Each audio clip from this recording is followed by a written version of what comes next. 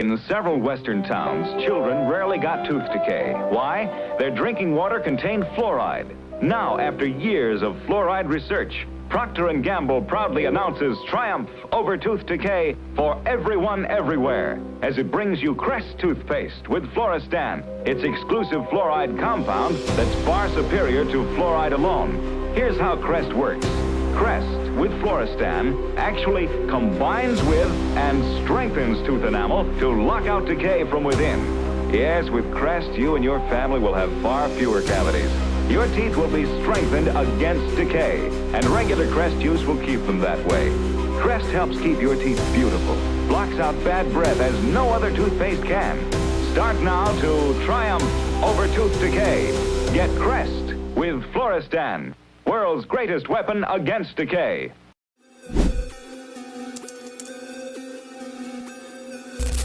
Some of the most profitable things you can do in human history is take what someone throws away and make it something. I had a friend that did that with chickens, where he would go to the brewery and get all their grain they were throwing away, and he'd feed the chickens that. So he had like almost unlimited free chicken food that was being thrown away by a brewery. Okay, let me tell you the story of fluoride. Aluminum is a profitable business. There was Elcan aluminum in my hometown, well, down the street. And aluminum is a man-made metal, and it's a great product, and you can make a lot of money on it, but it has a downside. There's a byproduct that always is created when you make aluminum. Does anyone know what it's called? It's called fluoride.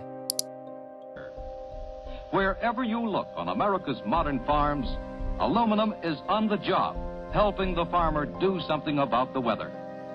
Aluminum for the farm is one more example of how Alcoa, since 1888, has continued to pioneer new uses for this vital metal. New uses of aluminum that mean better farms and better farming. The aluminum from the nation's first and leading producer, Alcoa, Aluminum Company of America. And fluoride is so deadly and toxic that aluminum plants had to pay a ton of money to get rid of the waste. Okay, so imagine if you're looking at your balance sheet and you're saying, wow, we made $1 billion this year, but we had to spend $200 million getting rid of aluminum. There must be a better way. Well, can we buy off politicians? Can we invest in politicians, change the law? No. People are gonna get mad if we poison the lakes. What can we do? Well, what they did is not only did they stop having to pay to get rid of it, they were paid for it after they created a narrative around, who did it? It was Edward Bernays, created a narrative that 4 out of 5 dentists agree that fluoride makes your smile better. Because he tapped into that Jungian archetype of a sparkly smile. You want to look attractive to other people. And who do you give your authority to? A dentist. Which dentist? 4 out of 5. There's really no information in that at all. So, and then fluoride would be really good in water. Okay, so then they took their garbage and now they're making money on it based on a marketing campaign that fluoride is actually good for your smile.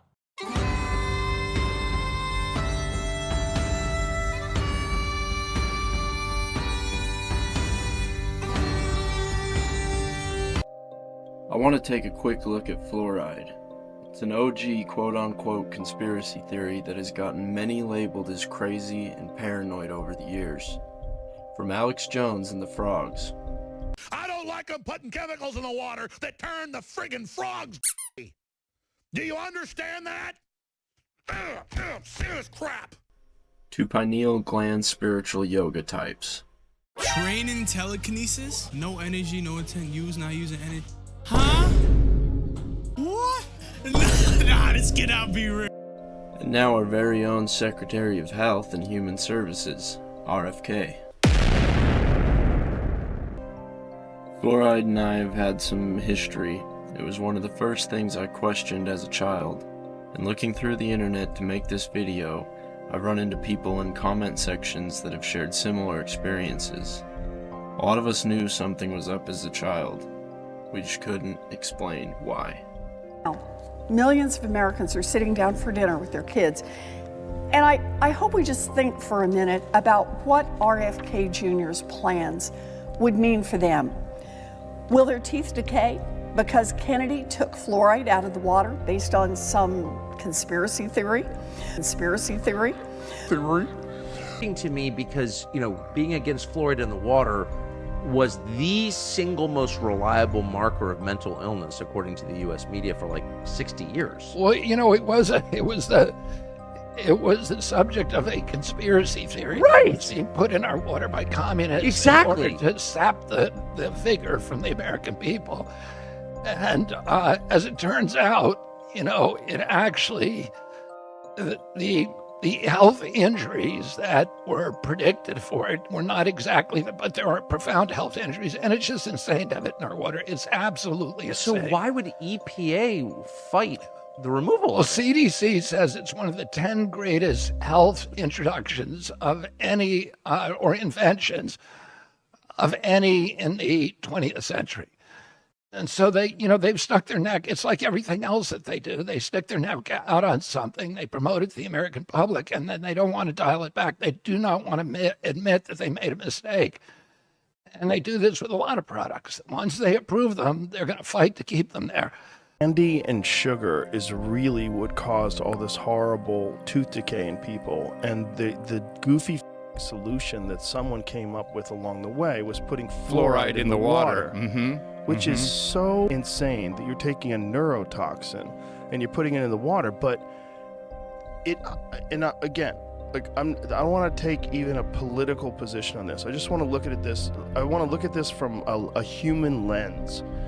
There is something that people do where even if something is obviously stupid, if it's a part of a system, and there's enough, air quotes, experts that have endorsed this, regardless of the fact that we've seen time and time again throughout history that experts are compromised, you could have a court case for a murder and bring in experts that will tell you he definitely did it and experts that tell you he definitely didn't do it. So we know this for a fact. But still, people will argue on the side of the experts. And I've seen this about fluoride, and it's so mind-boggling. There are conclusive studies that show a direct correlation between high levels of fluoride in the local water and lower IQs. And it's a neurotoxin. We know it's bad for you in large doses, and yet there are people out there with college degrees who read the New York Times who think they're sensible people that will get angry if you want to remove this neurotoxin from water, because look at all the strides it's done in preventing tooth decay. Yeah, and you just want to say, hey man, you.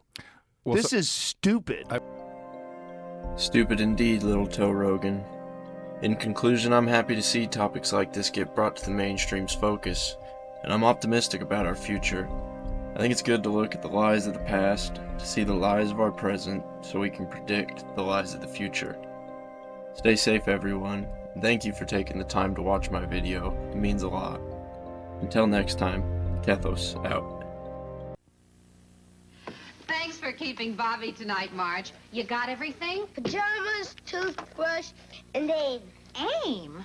AIM tastes good. Taste won't fight cavities. Fluoride fights cavities. AIM has fluoride. See? AIM fights cavities. And he likes it, so he may be brushing longer. I know he gets one good checkup after another. Can I try AIM too, Mom? Since AIM means good checkups, you sure can. Take AIM against cavities.